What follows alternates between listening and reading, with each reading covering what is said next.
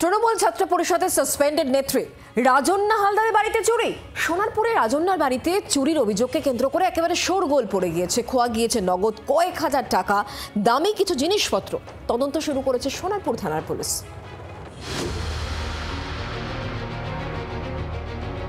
তৃণমূল ছাত্র পরিষদের সাসপেন্ডেড নেত্রী রাজন্না হালদারের বাড়িতে চুরির ঘটনায় চাঞ্চল্য। বৃহস্পতিবার রাতে রাজন্না হালদারের সোনারপুরের বাড়ি থেকে নগদ ও দামি জিনিসপত্র চুরির অভিযোগ।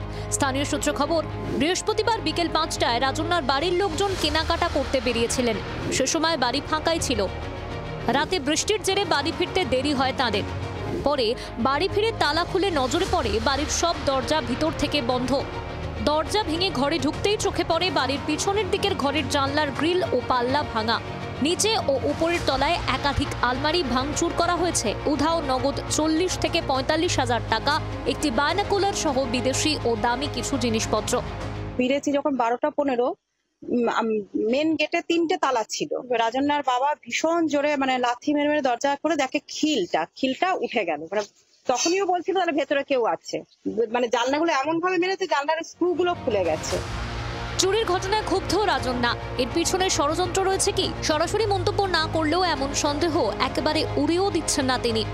আপনিও কি এই দিকে ইঙ্গিত করছেন যে চক্রান্ত থাকতে পারে? আমি জানি না, সেটা আমারও প্রশ্ন, থাকতে পারে কি সেটা এই মুহূর্তে বলা তো সম্ভব নয়। এবং কালকে যেই মুহূর্তে আমরা এটা জানতে পেরেছি, পুলিশ কিন্তু খুব দ্রুততার সঙ্গে এসে পৌঁছেছে এবং আজকেও সেই ইনভেস্টিগেশনটা চালিয়ে যাচ্ছে।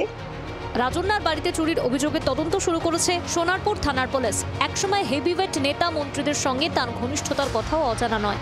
তার বাড়িতেই যদি চুরি হয়, তাহলে সাধারণ মানুষের বাড়িতে নিরাপত্তা কোথায়?